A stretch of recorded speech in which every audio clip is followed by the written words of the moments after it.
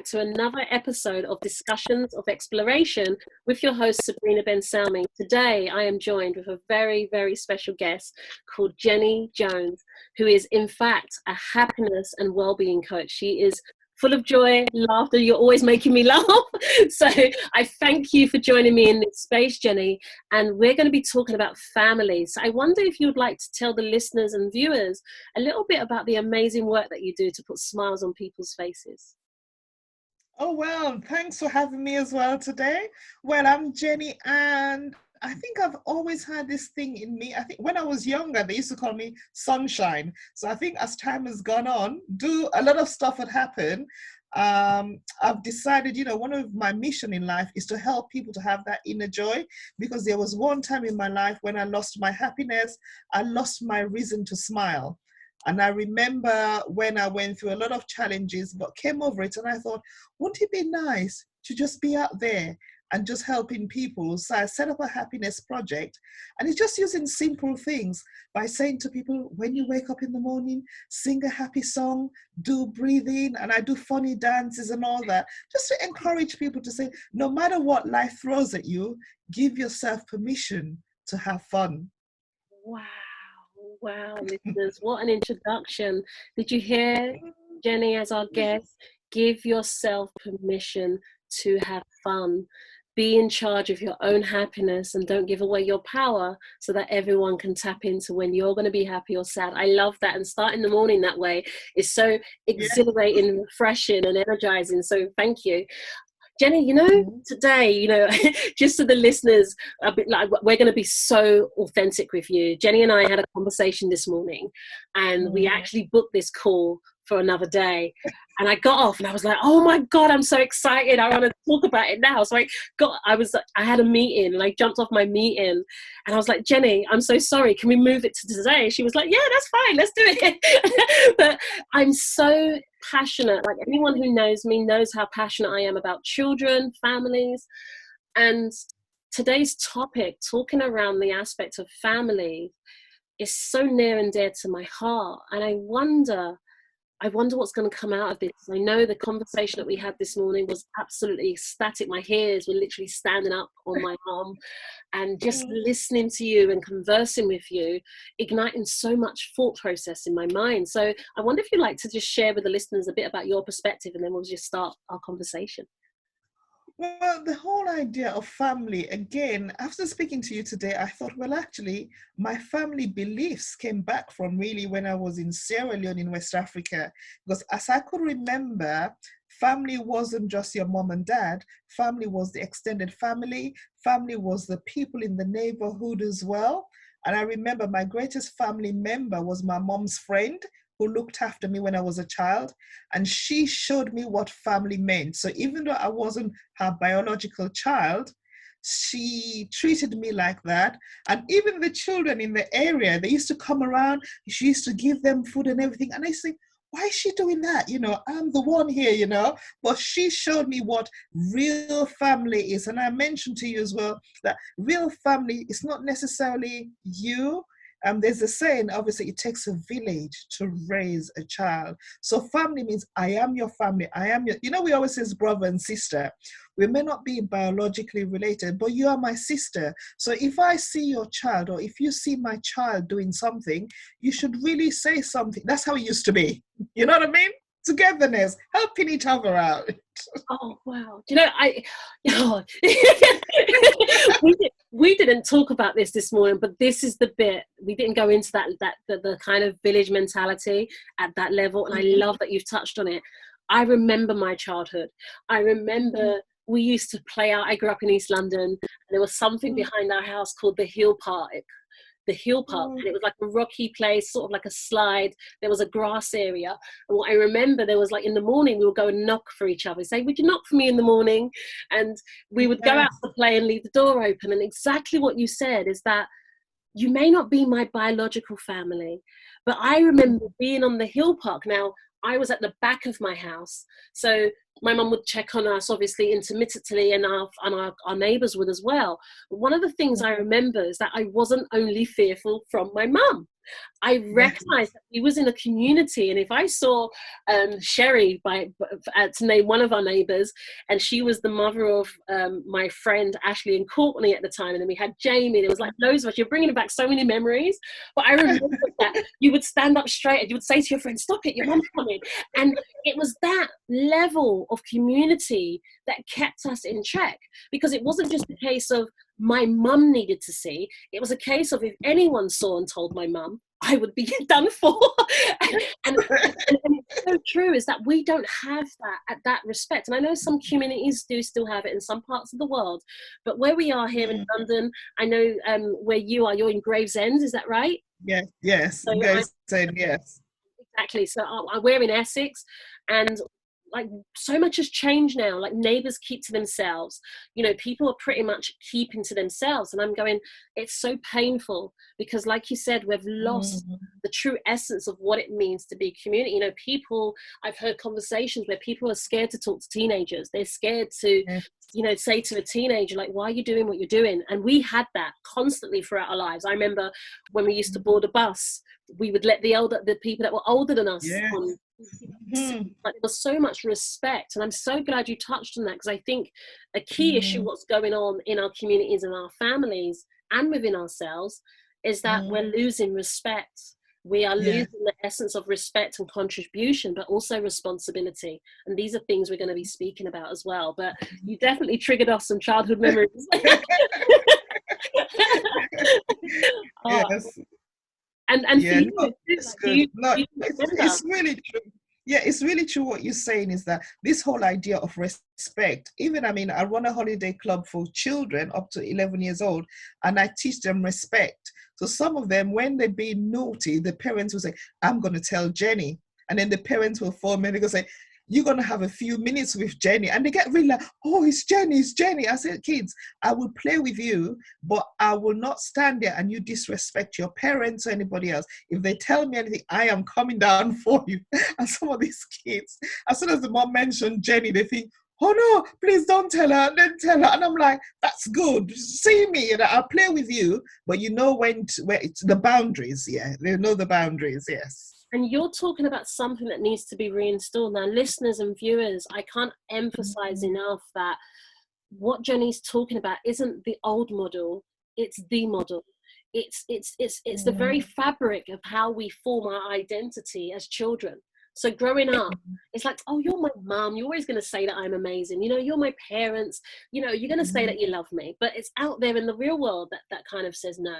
So what we got to understand is that when children are growing up, when it comes to discipline and infrastructure, they need to have confirmation of that around. And that's why it's like, oh my God, don't tell Genny, like she'll be upset with me. They need to have that positive reinforcement in different aspects. And the trouble is, and we were talking about single parents, the trouble is so many of our families now are fragmented, migrated, and they're very much living in isolation. And I think that's the greatest pain, is that we've gone from being a community down to family, and then down to who lives within those four walls. And we were talking about the infrastructure of family, the oldest institute in the world being that family, the infrastructure of the mother, the father, the stronghold, and then the children. But we were like, this morning we were talking about how the mother and father are only as strong as their support system. And when two people come together and get married and create a child, it's an essence of, where are their support mechanisms in their extended family, be that their parents, their siblings, their uncles, their aunts. And I think the more we see the cutting down of the trees, and I really want you to picture that as an analogy, in the cutting down of the trees, that the forest no longer holds the water that it stops from flooding out the villages, but also the winds start coming in more turbulently. And I really want you as a listener and a viewer to really feel what I'm saying, because it's in the hierarchy of the structuring of the family that actually perpetuates the pain and struggle and challenges that these single parents go through. Okay, so you imagine grandfathers, uncles, aunts, cousins, all of that extended family, to have that oh, I'm going to tell Auntie Betty, I'm going to tell, Yes. Auntie Genny. It's like, oh, Mm-hmm. well, Mummy's backed up. I better not mess around. Mummy's not on her own. So it's not that Mm-hmm. sometimes, I'm seeing a lot of parent abuse. See, we talk about domestic violence against men Yes. and against women. But one of the things that I think we need to highlight sometimes is the parent abuse, is that some children know what they're doing, but some Yes. children unconsciously go into this dynamics of parent abusing, that you're not buying me this thing, you need to buy it. And the school says, if you don't buy it, I've got to call this number. I've heard of so many cases where children have called Childline because their Yes. parent basically took their mobile phone off of them, confiscated a computer, or not bought them £100 product. Now, I could never have said to my mum, you need to buy me this, because there was such a thing as respect. Yes. I appreciated Yes. everything I got. Now, what we're seeing is that, especially for mums, I know it happens with fathers, but the concentration of what's happening to mums, it's heart-rendering, because the Yes. abuse that she sometimes gets from the family, then that of the partner, and then the children, because remember, the children will do and advocate what they're encouraged to do with regards to what the examples are they're seeing. And I'm so Yeah. glad that we've really talked about that, to just bring that out, because listeners, I think we need to be very mindful, is that as our forestry starts to shrink down, there's Yes. the pressure on that one tree to keep out the winds and to hold the water underneath the soil is too much. Jenny, what's going through your mind? Yes. It's really too much. What's going through my mind, I remember, when I started this journey, it was the two of us. And then when it became just me, having toddlers, I think one was 3 and one was 5, it was for a period of 10 years, it was really challenging because, like you said, becoming a single parent, I tried to do it all on my own, and sometimes it was really tough. One day I had to go to the school and say, you know what, these kids are just, what do I do?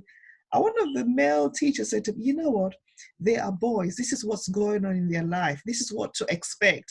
And from that day on, he said to me, if there's anything going on in your house, you tell me and I'll deal with them. So I had the teachers who were helping me, had my football coach who were helping me, because I came to the realization that I am a girl, I'm a woman trying to raise boys. I've got 7 brothers, okay, but I didn't really feel equipped to really raise those boys. I had to acknowledge the fact that I can't do it all.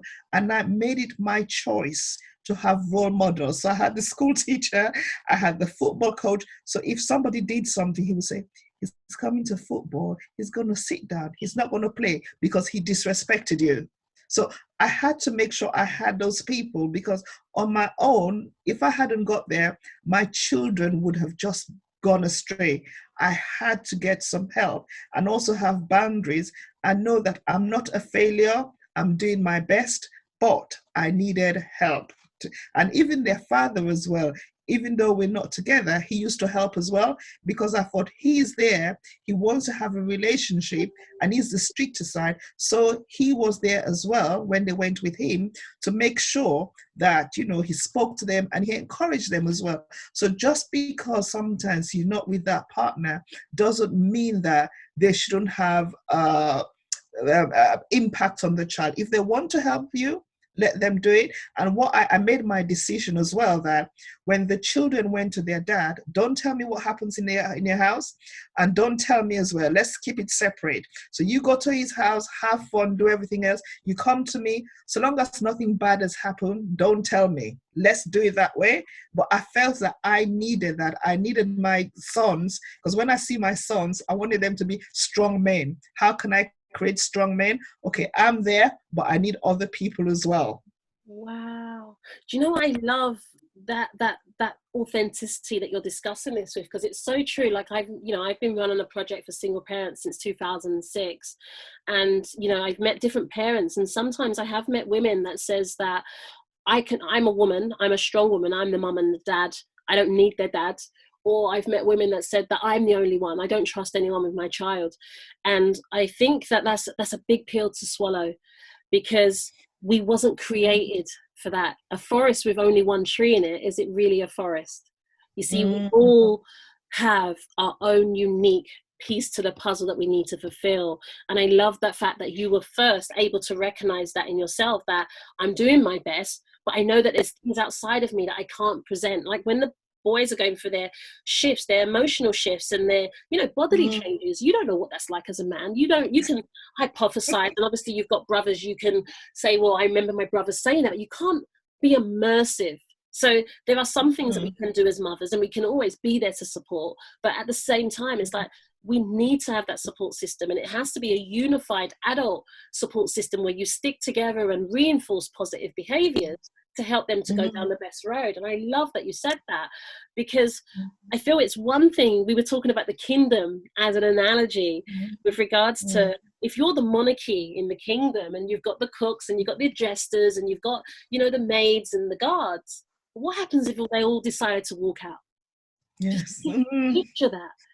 Picture that. Overnight you wake up and you went to bed, this phenomenal leader, and you knew that everyone was in their place, but then you wake up the next morning and everyone's gone. Are you really the king of the castle? You put on the crown, you straighten it, and then you realize there's duties, there's an intruder alert, and you have to run to the castle and defend that. And then there's something going on and you have to go out to battle and you put on the armor, and then someone's sick and you come home and you take care of the rest of the monarchy. But it takes a short time before you start feeling depleted and exhausted, because you're wearing all of these different hats. But whereas if the kingdom come home and the village return and everyone take their place, is that it's a less arduous task, because we're all putting in our percentage, and then collectively we can all come in for that unified desire. And I think when we can start working at that level with our family, and again, just like Genny said, some are going to be biological and some are going to be people, friends that become family. And it doesn't matter what that is for you. There is no wrong or right way. It's just about you assembling your kingdom. It's just about you assembling your village. Because just like Genny had to do, she went to the teacher, she went to the football coach, and each one did the same thing. This is your mother. I'm going to reinforce what your mother said, and we're in it together for your best interest. So I love that, Genny. I really do. And you know, I love you talking about single parents. I remember this morning we spoke about, like, I was quite concerned because I'm speaking to families about some families have had to separate during this time, and I feel like they're being penalized. So, you know, tax credit reductions, you know, these different things, like having to go from having working tax credit to going on to universal credit because they're no longer in a marriage, but they had to leave the marriage due to being abused. And I was just like astounded that, look what happens to our family when we choose to jump ship. Look what happened. We allow the next generation to be victimized, scrutinized, and just put through so many challenges. Whereas if we just do our bit, we can save them. Not only can we save them, we can thrive to go forth and create our unique family empire. What do you feel about that? No, that's really true what you're saying, that because again, if I take my example, it's like when you became when I became a single parent, it was like a shock to the system, because within that period as well, 3 months period, I was made redundant. The house was going to be repossessed, and then I had all these debts I couldn't manage with. So it was like, what do you do? And I refused to claim any benefits. I thought, I'm not going to claim any benefits. I thought, well, what could I do? I chose to set up my own business and said, you know what? I'm going to work for myself, look after my kids, because I don't really want to take them anywhere. So I struggled hard, worked hard, looked after my kids, setting up my own business. And I think it's only later on somebody said, oh, do you know you can get working tax credit and all that? And I thought, okay, I'll apply. But I chose to apply and I chose to work for myself, because I thought, you know what? I am going to do. And I think seeing my children, it gave me that determination that you are not going to say, oh, because you're two young Black boys, this is what's going to happen to you, because your mom is single parent. I thought, no, I am going to destroy that stereotype. I'm going to work for myself. I'm going to teach my boys how to be men, and I'm going to teach them responsibility as well. So my kids from the age of 6, I teach them the contentment. I said, this is what we have. The other day, my son was saying, Mom, I remember sometimes we only had like 2 slices of bread. You'll give it to us and you'll pretend that you have eaten. I said, because guys, even if I have a piece of apple, the three of us, I've always told them, it's the three of us. We work together, we strive together, and I said, it's a bond. If I fall down, you help me to stand up. So I think with the boys, it was looking at them. When I saw my kids every day, it gave me hope. And I said, it gives me hope. And when I look at my son, who is 18 now, I said, you are 18. You have set up your own company. You are both doing so well. It's not because just me, because I also had mentor, and I taught them from an early age, be responsible, be content, help other people. You don't need all these materialistic things. And I think for that, my son the other day, he was saying to me, Mom, I really thank you. I was going, why? He said, you didn't give us everything that we had, but you see what we have here? We are so happy. We can sit together, we can laugh. To me, I thought, well, what more do I need? So, as parents, it's hard, but you just got to be determined that there is light at the end of the tunnel. I'm going to work hard. I'm going to teach my children respect, contentment. I'm going to get people to help me, but you have to just be determined that you can make it. It is possible. It is possible. You just got to keep doing it. I love that. I love that. And, there's so many different things, listeners, that Genny has touched on. And some of the things that I really picked up on was that we're a team. You see, if you're into sports, when a team comes onto the field, be it football, hockey, like whatever it is, it's an essence of they don't go and score a goal in their own goal.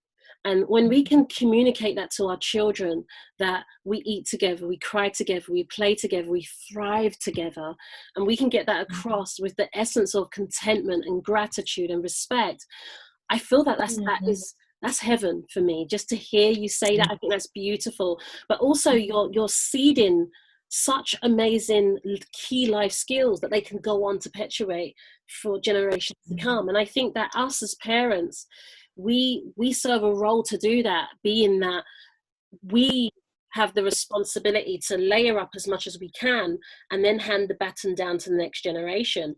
And I think when we do that transition in such a beautiful way that you articulated it, I think that's the difference that makes the difference. Listeners, I don't know what your family dynamics is like right now, but I do know that if you start to implement what Genny's saying, things will start to shift. Start thinking about what are the key components that's missing. Is there respect that exists in our bloodline already? Is there communication? Do we speak when things are okay? Do we go silent when things are bad? And are they the moments when you need to learn to speak?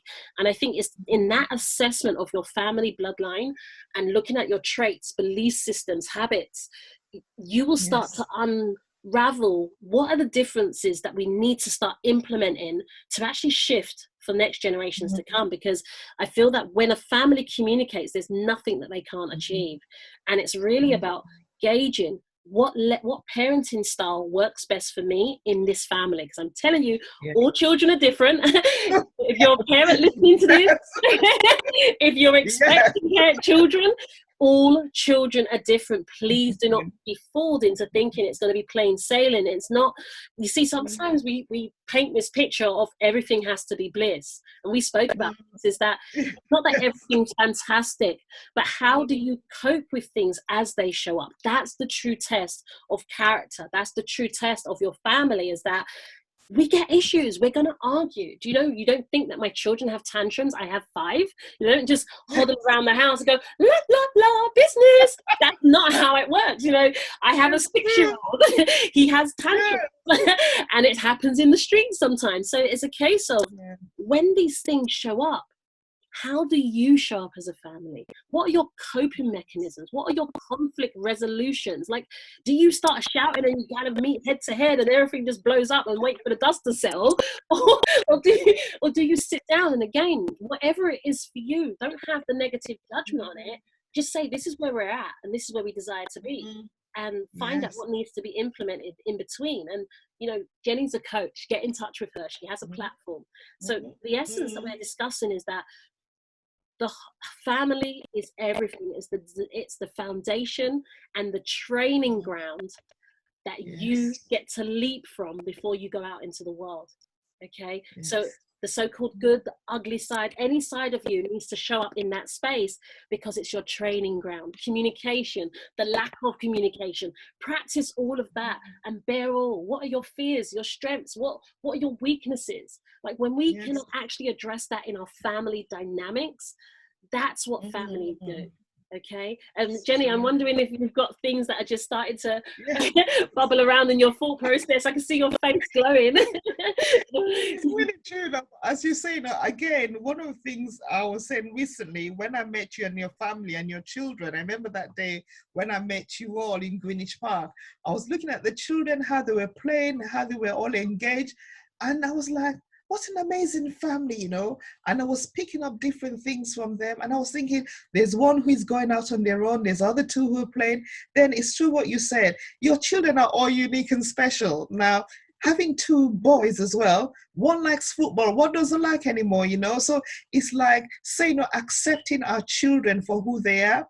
But I also say as well, as a parent, you need to have a degree in your children, know what they like. So for each of my kids, I watch them and I study them and I say, well, what makes this one tick? Da, da, da, da. So even in terms of discipline them, what works for one, if I say to one, you go into your bedroom and he's like, oh, I can sleep. Oh, that's so good. You know what I mean? So it's like, what the hell? You know what I mean? So it's like, and the other one say, oh, I'll take your PlayStation. Well, I've had enough of PlayStation. I could do something else. So it was like, at each stage, studying your children as well, getting to talk to them, know about them, know even about their friends as well. I mean, I'm such good friends with their friends because they know me. They go, oh, your mom, there she goes again. But I thought, when they see me, I then want to say, oh, hello, auntie, how are you? So I have a relationship with their friends as well. Black or white, they all call me Auntie Genny, because I think it's really nice, to know their friends, know what they talk about as well, because believe me, it helps. Because if you're walking down the street, you see one of their friends behaving a bit bad, I'm like, oh yeah, I saw that one. What you doing with him? And then, you know what I mean? I think, I'm one of those moms, So getting to know your children, get to know their friends, getting to know their strengths, and, not every child is the same. One likes cooking, and the other one said, Mom, I like eating. And I was like, okay, you like eating, there you go. And one likes tidying up, one doesn't. So really, as a family unit, get to know your strengths and weaknesses. Even as husband and wife, get to know like what you said, we're a team. If somebody likes eating, it's fine. But somebody must like washing up. Somebody must like cleaning. So we all do, like my son said, I said, can you clean downstairs? No, I prefer the stairs because there's only a few steps. I was like, okay, at least you do some, you know what I mean? So it's like knowing everyone's strength, and we all help, you all have to help each other as a family, because as a family, I keep saying to them, family together, we stand together. Nobody can come and say they're gonna come between me and my boys, because we've got that strong bond with us. So you gotta sort of get connected, bring back, this lockdown, I was thinking, it's a really good time to just get through your family. Do a family quiz. What's your favorite color? What's your favorite food? What do you think about that person? Get to know your family again, because it's such a beautiful moment that we have spending time with our loved ones. Yes. I love everything about what you said. Like, it's so humbling to hear the way you put that together. And listeners and viewers, I really want you to take notes. Please take notes. Pause this, rewind it, listen and watch it again, because it's in the studying of your children. That's the golden nugget. And I love that you said that, is that when we know our children individually, there's no point shouting at the one going, wash the dishes, when the other one's going like, I want to play around with water. I have that in my house. Like it was so funny. Like Yasmin will like go, yeah, Mama, I'll happily wash dishes. I purposely didn't get a dishwasher. We used to have a dishwasher, but it was like just loading up. I love it as an exercise, because when we do things, we cook together, we do things. And I love the fact that dishes was something to do. And I think it's really nice that they can do things around the house. So I remember exactly like what you said. I used to meet head to head with Trey Sean. So I'm like, Trey, would you wash dishes? He's like, oh, no. And I'm going like, why are you growling at me? What's going on? And there was all this whole show. And I'm like, you've been told to wash dishes. Now, back in my day, told to wash dishes, you're happy, you don't want to do it, but you're like, yeah, Mom. There's no second like, no, I don't want to. But instead of doing that, what I realized is that I started to say, like, who enjoys washing dishes? And then Yasmin was like, I want to wash dishes. And we just said that we'll give her obviously some respite, but she would predominantly go, I'll take care of the dishes. that'll be my responsibility, and just Wow. allocating that. But it was less pressure for me. It was less pressure for everyone. And then obviously Trey and I started to talk about the dynamics that even if you don't like something, still do it, but still have the ability to voice that I would prefer to contribute in this way, because this is what it all is. Okay, listeners, in the end, it's about contribution to ourselves, our families, and then to the greater good, be that our community. And it's like, how are we showing up? Like I said before, the home is the training ground. How are we showing up in the key dynamics of how we're giving in order to receive? So you like eating, right? But you don't want to clean. You like eating, but you don't want to cook. So it's like, what do you like to do? How can you contribute? And when we actually look at our families, sometimes I find what we tend to do, and I love what you've really fired up for me, is that sometimes we treat family less than friends. Like friends is like they get the creme de la creme.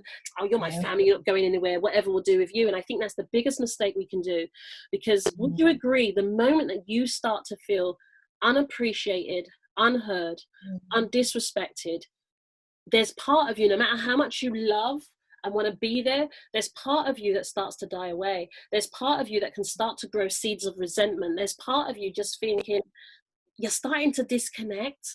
And this is something that we need to understand, is that say thank you to each other at home, just as you would to a stranger. Appreciate that, that person went in there and, maybe your coat fell over. Don't just go, well, you're my family, I expect you to. And I think that is the biggest misconceptions we can carry out in our family, is that you're my family, you're expected to do that, and I don't need to appreciate it. The more we appreciate each other, the more we want to fire for each other. The more we want to fire for each other, the whole family starts doing that, and they're unified. And now that is a powerful dynamics. Ooh, I like that. I like that, because I remember I used to say, I am the mom in this house. Okay, listen. Oh, we've all done that, not just you. And I think this is about home truths. I've been that parent, like, I'm the one that pays the bills in this house. Can you guys listen to me? But my kids would just look at me and go, because they didn't take me serious. Like, in all honest respects to you, Genny, and to the listeners, I had to go on a lot of journeys. I had to go on a deep journey, because I was a very flaky mum. I would be the one saying, I'm confiscating this. And then I would see you sad, and I go, okay, maybe I'm giving it back. Or you're not doing it for a week, and then, maybe you will do it. So it was like this whole essence. My kids learned to not take me seriously, with the added factor that I was going through domestic violence. So it was like everything was kind of reinforcing that my mum's value isn't value at all. So I had this whole internal journey of trying to reassert myself into my family dynamics, to be the mother and be respected and listened to, but everything else was confirming otherwise. So there was this whole dynamics that me and the kids had to go on, and it took me having to go and heal myself and grow, and then we were able to meet in that respect. So, being a parent is not easy. Being a parent is the hardest thing I've ever done in my life, but it's the most rewarding one also. Yes, it's so true. When you look back, sometimes you think, man, how did I get through that? Ooh, oh my gosh, I mean, and that's the beauty of it now. Why, like you, I like helping the younger generation, because I can see a lot of my young parents. I can see them. I can see their struggles. I can see some of them saying, oh my good. I mean, one has got one child, and it's like, oh, it's so hard. How do you do it? And I said, sometimes it's in your mindset. If you think it's hard, it's hard. Then I said to this person, the only reason why you think it's hard now is because you're on your own. You're trying to do it all on your own. And of course, it's going to be hard, So it's also encouraging for me. It's encouraging these young children. Some of them are even, sometimes I cry. These are teenagers. One is 17. I said, Genny, my mom doesn't want to know. Nobody wants to know. It's just you. And I'm like, you are a child looking after a child. And she hasn't got anyone. So it's like, oh, I don't know what to, and it's like, and she still has that childlike mentality in terms of looking after her child. So it's those kind of people as well that we need to say, I see myself as an older person, as a community, if we can mentor some of these young girls, or even young boys raising their kids on their own is so powerful, because a lot of them don't know what they're doing. The child is there, she's sitting down there smoking and thinking, oh, it's all right for me to go out with my friends and everything. Oh, so it's like, it's just a sad state, but it's so needed as family, helping our family and using the skills we've learned to help the younger generation who are coming up with their kids, not knowing because they don't have any extended families, some of them, you know? That's quite emotional to hear that, because I think sometimes we forget about the reality of teenage parenting. I Yes. fell pregnant when I was 19. I gave birth when I was 20. So I was a young mum also. And exactly what you're saying is that it depends on the structure, the kind of character of the person. They will maybe adapt, move away from certain groups of friends and learn different things, which is what I did. But for the ones that are kind of still stuck around that whole friendship pool and don't know, and then the parents, like listeners and viewers, this is really it's a plea from me as a mother. If your child falls pregnant, or if your son has been conceived a child with a teenager, yes, I'm not the parent, I can't tell you what to do, but I really urge you just to reconsider abandoning them. I think if they're going to give birth to that child, wouldn't you agree that it's better to assist them than to leave them to it? You see, it's not the end of the world. I have many success stories, and there's many successful people that have turned their lives around and done some amazing things in the world. And some people you will know, you just don't know their story. But my point being is that to leave a child, to raise a child without the infrastructure of a family, you really are setting them up to fail. You really are leaving them out with the wolves at night, because that would be the most scariest thing. My mum's been there for all of my pregnancies. And mothers and daughters have their own ups and downs, but one thing my mother never said to me is that because you're pregnant or had a baby, I'm not going to be around. She would take care of the kids for me, babysit, and she did what she could. And I feel that you will need to find your own middle ground as a family, for sure. But like Jenny's saying, she's passing babies on the street, raising babies. They need the support of their family, because if we don't do it, we leave them to the infrastructure that society set up, and often it's set up for them to fail. I know many people that have gone through care. I know many people that have gone through all kinds of atrocities because their family turned their back on them. And it's one of those emotional anchors that take years, if not decades, to actually start to deroot. And some people never get there. So we can save ourselves a lot of pain if we just, again, we were talking about this interesting dynamics that can help, is that when we're having our children, I remember when I was growing up that friends that I went to, because I was raised in a single parent household, so I did a lot of learning outside as well, just looking. My mother was very much supported. And I remember friends saying, oh, I had to get savings before I got married, or before I, started to conceive children. And I found all of that quite interesting, because I know that my mindset at that time was very much, if you have a child, you make it work. It's just an extra plate. And it's just like, it's not just an extra plate. This is life. But I didn't know, see, this isn't an opportunity to beat yourself up. It's about just being honest and open that what I knew then, I wish I know then what I now know, and we can build upon it. But that's what we hand down to our children as the baton, is that it's not just an extra plate that's needed, because we're having to take responsibility for life. And in that journey of life, we have to plan for those doodads that you and I know, and you as listeners will know, that they show up. They're going to show up, okay? So no one's swallowed the pill that stops them showing up. So the reality is that you need to have some sort of plan B to fall back on when things start showing up. And it's that mindset of having that infrastructure. Maybe you're not leaving your parents' house until you're going into an investment property. Maybe you're going to start investing in homes or learning financial education. I remember the lack of financial education got me in a lot of trouble. Started applying for credit cards at 18, catalogs, because I never used to get mail. That was the lack of understanding I had of the world. It's like, wow, I can buy anything I want, and I pay £2 at the end of the month. Amazing, right? But where was that coming from? So I love what you said about teenagers, because remember, they didn't come here by themselves. They belong to a bloodline. But that's not only one bloodline, they belong to two bloodlines. So we have a duty of care for the next generation to help install things such as financial education. You know, you can't feed yourself, you die. Would you agree, Genny and listeners? You know, it's basic life skills. If we can't house ourselves, we become homeless. So if we can't start interjecting that as our basic life skills to hand down for our children, the question is, what are we really setting them up for in their lives?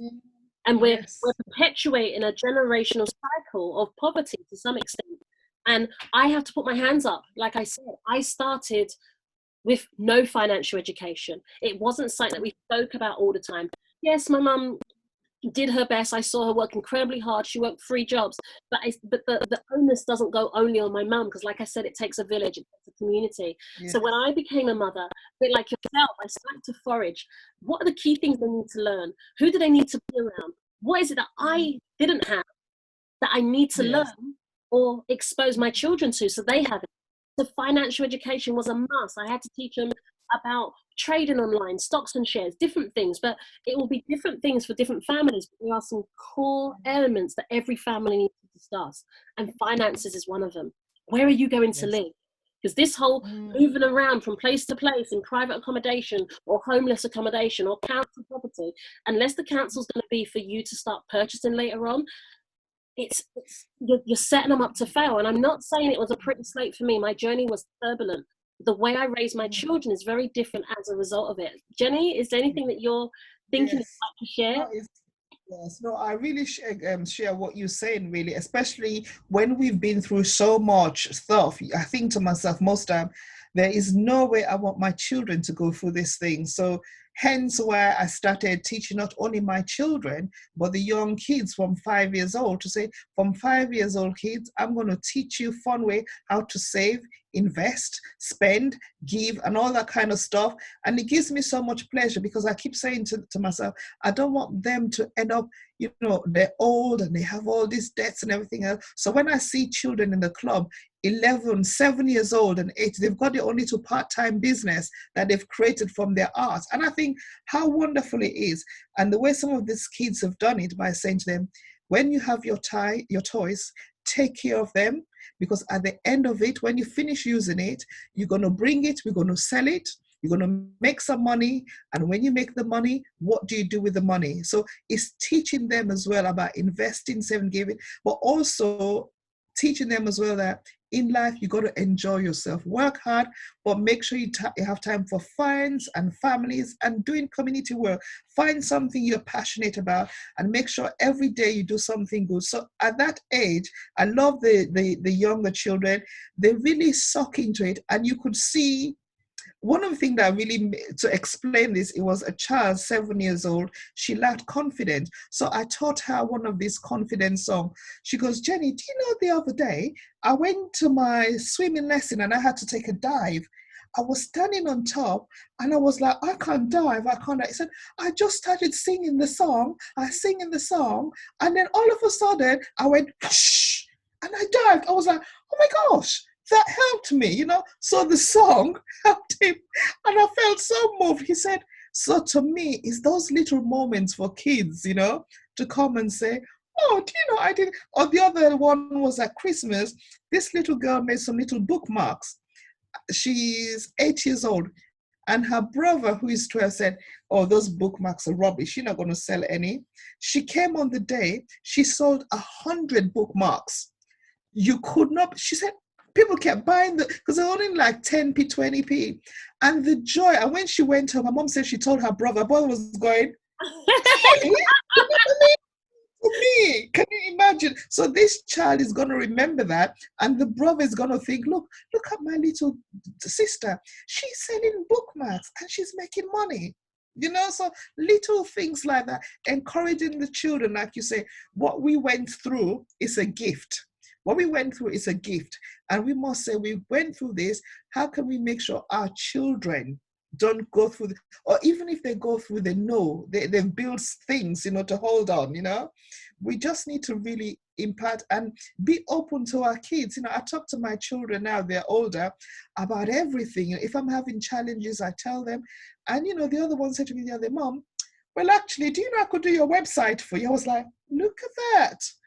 He said, oh, I could do your Instagram and all that. And I was like, I was like, look at that, because I've never communicated to him. He said, I could do that for you. Simple. I was like, really? And I was going to pay somebody. But like what you said, we are a team. Work with your children, see what they're good at. It's amazing when you tell them things, they're so young, they've got answers to it that you think, oh, I never knew that.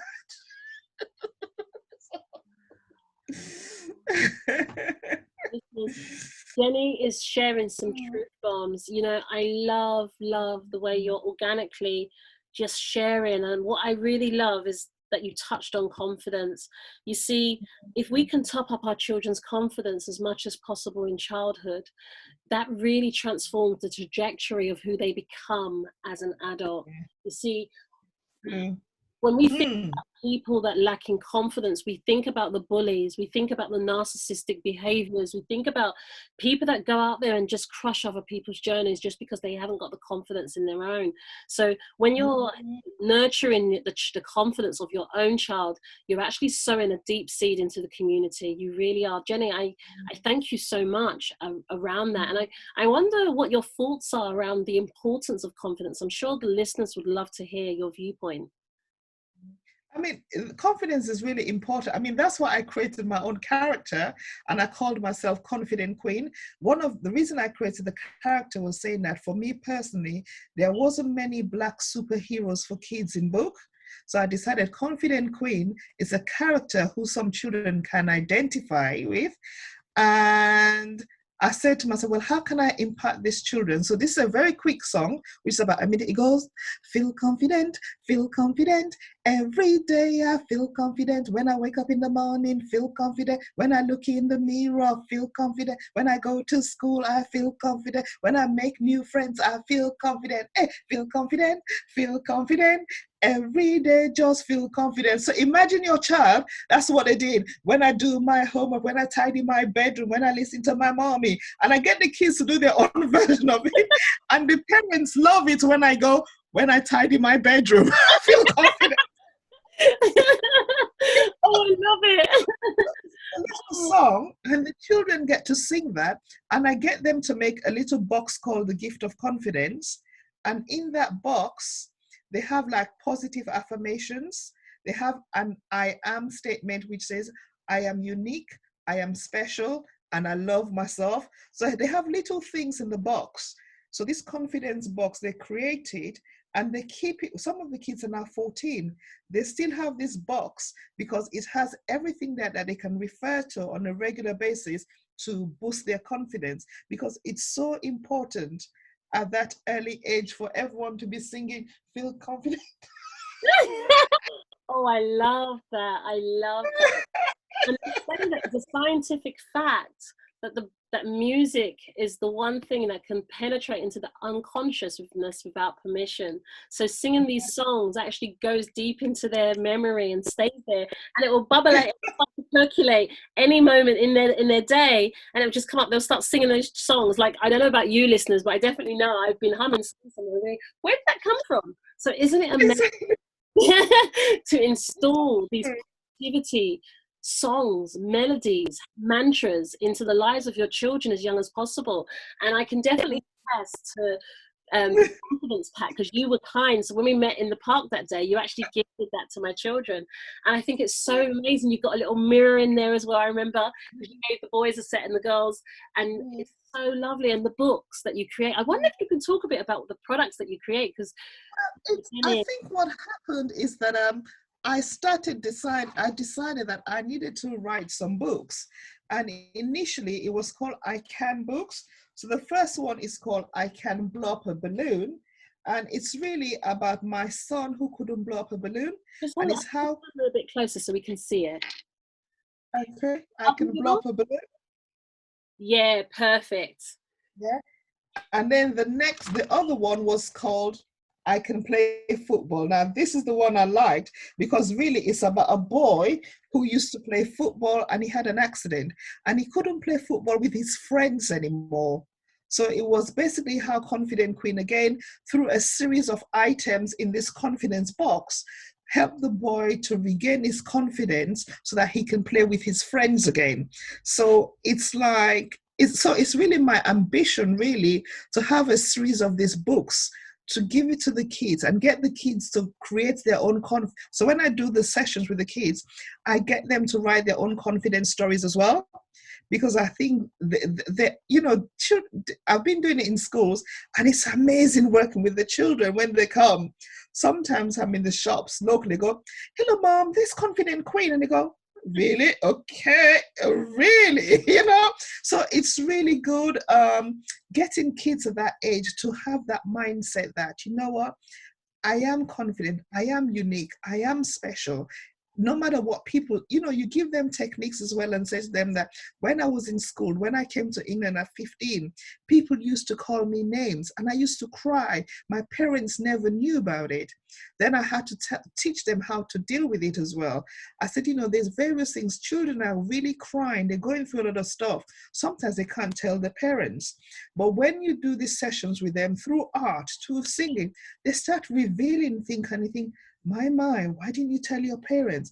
I don't want my son would say, "Mom, I never wanted to tell you because you're going to go to school and you're going to create, And I said, no, I just wanted you to tell me what was going on. So again, it's teaching them how they could really deal with these issues without being afraid as well. So yeah, but it's so important that you say confidence. I think it's so amazing. I love every essence of what you do, and it's so touching and heartwarming to know that you're operating in schools already. And for anyone that's watching this, if you run an establishment, you're in schools or you have centres, please get in touch with Genny, because I feel that this is something that we need to focus more energy on. So unless a child is installed with healthy self-confidence as a child, they'll be more prone to actually encountering bullying. It will sharpen different variations. And it's so sad once you talk a child out of believing how precious and wanted and amazing they are, the devastations are just endless. It really is. So I can't emphasize enough that I really want to thank you for what you're doing, because our precious children deserve to know how special they are. They deserve to know that they're a walking miracle. Each and every child, each and every one of us are walking miracles. The fact that we've made it to this very day is a walking miracle. So to hear that you've got a program that constantly installs confidence from a premise of self-love, self-belief, I think that's so powerful, because you teach a child to get to own their own happiness and to tap into their own inner belief of self. That goes for the long run. You're not saying seek external confirmation, because I think the danger we have in today's society is that technology is moving so quickly, and unfortunately our children as young as 7 and 5 are being bought mobiles and tablets and computers, which means they're exposed to all of this social media synthetic interaction, and they're thinking that they need to do or have something in order to be valued. How many likes do you get? I've heard children as young as 7 say to me, do you think I look thin? And I said, according to who? Like, who did you hear say that? Well, she says that I hear mummy say that she looks thin, so she doesn't love herself. Do you think that someone will love me? And, this is a 7-year-old. I go into the homes of many families. So we've just got to be mindful of what we're actually teaching our children to value.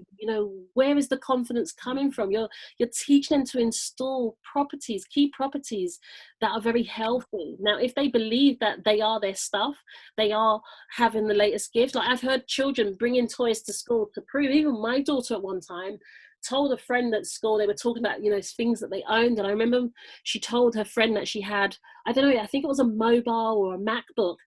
And one day I caught her, like I said, why did you take this? Like, it was after school, I was looking for homework. And I said, why was this in school? And she, this is not the child's name. She just said that Lisa had asked me to prove to her that I had this.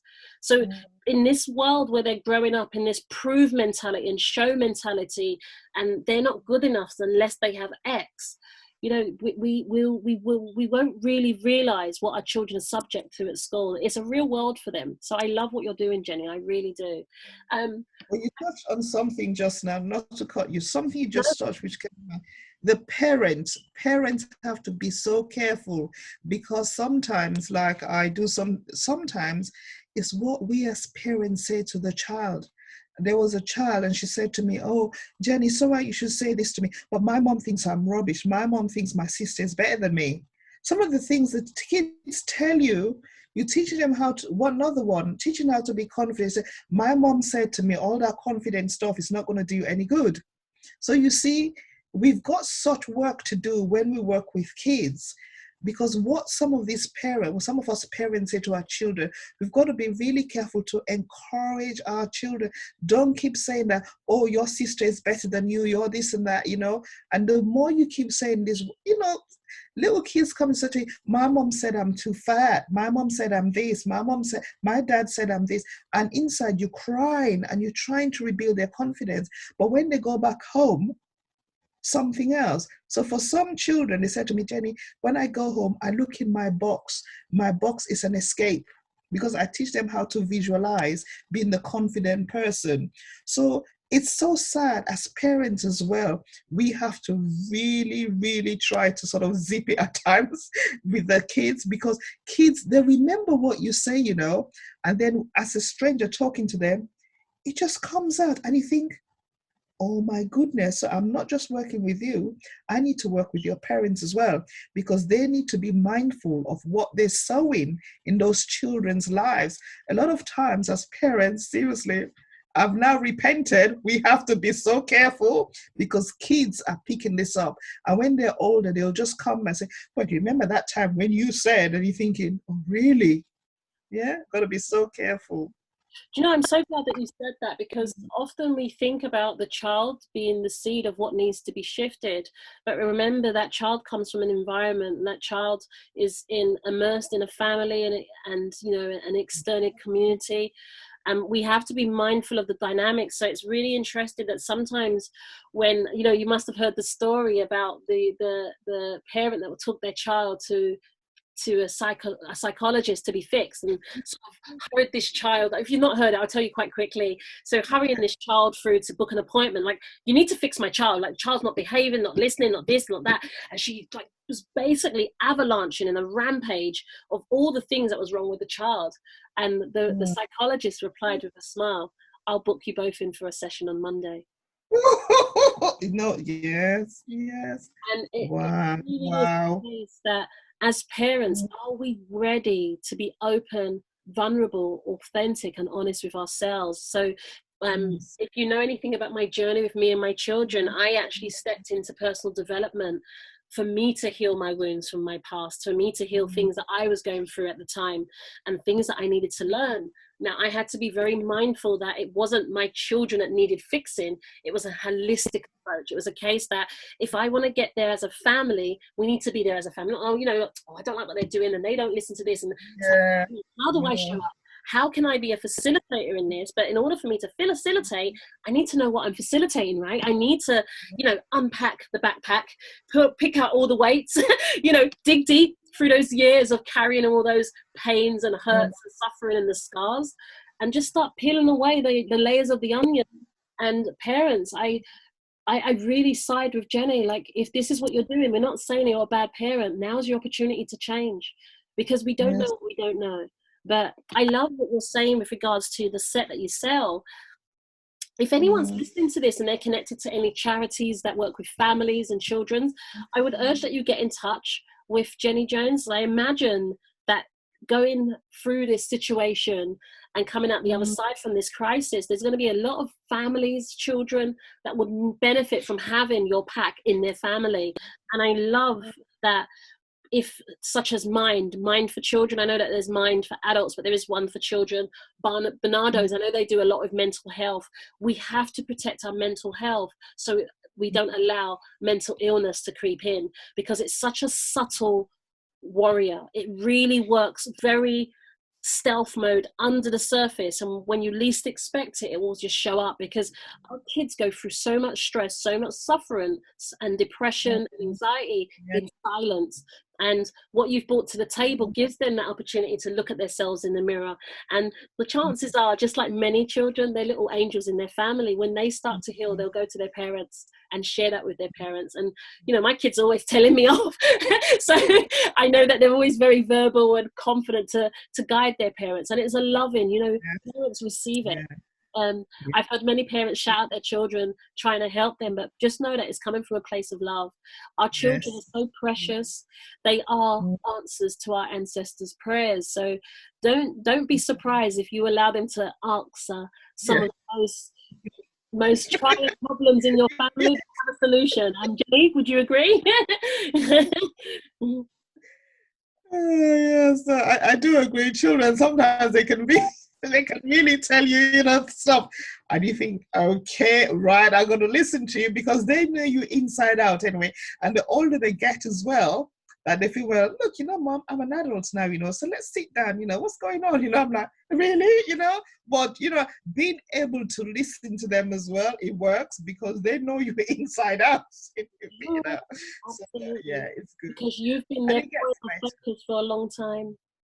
Yes, it gets better. They get older, and I think, oh, you're older now. We can sit and we can chat together, and so it's really, yeah, Oh, it's that's good. You're lovely. Yeah.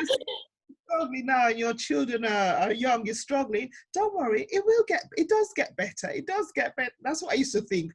It's only for a while. They will go through this. It will get better. I had to keep saying that to keep my sanity. And it does get better. And you have that nice relationship with them. And you think, well, actually, it was worth it. It is worth it, really. Yeah. Do you know, Jenny, I'm so glad you touched on that for the purpose of the listeners. Listeners, you may have children that are very small. I spoke to a woman, she is the mother of three, and they are 4 years old, 3 years old, and 1 year old. So at that time, it's difficult, it's trying, it's full on, you don't get lots of rest. But like Jenny says, the storm shall come to pass. They will get older, they will start to help you out. And it doesn't last always, it really doesn't. So hang in there, reach out for support, ask for help, talk to people. When we start sharing our different experiences, and this is one of the things that inspired me to do the discussions of exploration, is that when we talk together, we learn so much just from an organic conversation, like, oh, is that how you do things? I didn't know about that. I'll try that. And it's in that conversation you birth the opportunity to allow yourself to be assisted. It's always, especially if you're a big giver. Now, the big givers that are listening to this, I'm not talking to you, Jenny, am I not? The ones that are out there to give, it's also your time to receive also. We have to realize that as much as we like to give, nature shows us the true example that the earth giveth and it returns. So there's a beautiful cycle. So now might be your season for you to receive. We're in our homes with people that we love most. We've got the time to reflect, check in, reevaluate, and call those people. There's nothing wrong with saying sorry, but there's everything wrong with not saying sorry when you need to, because if you can wipe the slate clean, why would you hold on to it? Now I think we're really pressed. They say that diamonds are formed under immense pressure. We're being given. Yes. Ooh, what's percolating for you? What's bubbling? Oh, I love the diamonds. That's a really good saying. I love that saying, though. I really love that saying, I remember another saying, I remember one of my aunties used to say that, and he said, the value of the shaded tree is not known till it's not there, Yeah. So, back home when it's sunny, you got the palm tree, you're there, and nature said, well, if they cut that palm tree there and it's sunny, you won't be able to be there, would you? Wow. So sometimes some of these little sayings just come down to me, and I think, of course, yes. Absolutely. And listeners, Jenny and I are utilizing this space so you can listen into our conversation and take from it what works for you. We're not telling you to do any one thing. We're just saying to you, just be open-minded, be open to receiving, and also be open to change. They say that we are creatures of habits, okay? And we create our existence through the habits of our thoughts. And if you were to challenge yourself and ask yourself, what have you been doing over and over and over again to get the results you've gained? And the simple premise is, what are you going to start doing to change what's showing up? If you don't like it, change it. We were discussing some simple things like debt management versus budgeting. Simple change in energy. What feels better for you? What feels more expansive? What, instead of juggling your debt, set up debt management. Speak to Genny. Like, Genny wears many, many hats, and this is why she is the happiness and well-being coach. There are so many aspects and different facets that come together in our lives, and Genny holds your hands and walks that process with you. So I wonder, Genny, if you can leave a message with our listeners and then let them know how they can reach out to you if they want to get in touch. My main message is, like, don't give up. I always say to them, keep hope alive. When you see this, the symbol of the rainbow that we're all using, it just shows you keep hope alive. And just know that what we're going through, as the saying goes, these too shall pass away, because it's only temporary. But together, if you want to find me, just do Genny with a G, Genny at confidentqueen.co.uk. And just email me, message me, follow me on Twitter, Confident Queen Genny. And one day I want you to be waking up and singing, feel confident, every day I feel confident. It's a very simple song. You could be singing that, and she's already dancing to it as well. I can even send you the song as well, free, so you can listen to the song every day and create your own version of it. Beautiful. Thank you for that. Really, thank you. And listeners, I really hope that you've enjoyed this conversation as much as we have. We are just sharing our conversation with the intention that it inspires you to actually start sharing the world some of those things you've wanted to share for so long. So it inspires you to start activating some of those thoughts that's deep inside your mind. And now is the season for game playing, one-to-ones, movie watching. And Genny Jones had a suggestion of what they should be watching. We will leave a link. Genny, if you can send me a link across, I'll put the link in the description. But what movies could you suggest? Could you suggest maybe 2 movies that they can watch as a family during this time? Oh, that's a family at this. Funny enough, don't laugh. We watch The Sound of Music, right? Sometimes you might laugh and think, well, why are they watching The Sound of Music? When we watched it, it was saying that go back to childhood, go back to those innocent days, see how that family works. Because when you watch that program, it's amazing where you can see the family dynamics. It's talking about having a step parenting and all that kind of stuff. So to me, when we watched it and discussed it, it was like, all right, okay, that's something that as a family you could watch. But there's one which is coming out now, which I am going to watch. And it says, sometimes we think so many negative things, yeah? So it's about how thoughts become things. And it's really good because sometimes when you dwell on the negative things, it happens. So really, I would suggest that's a really good movie to watch. Watch it and just watch it and be open to what the movie is saying. And I believe you will come back and think, wow, I wish I knew this. But even if you say, I wish I knew this, you got to think, well, it's never too late. I can change my mindset and I can start over again, singing, feel confident. Every day I feel confident. So you see, that's how it goes. Beautiful. Genny, thank you for meeting me here, sharing with the listeners and viewers. I really hope that you rewind, pause, take notes, listen to it again. And we're sending you oceans of love to wherever you are in the world. Take care and see you soon in the next episode. Thank you so much, Genny. Okay, thank you as well. Okay, bye.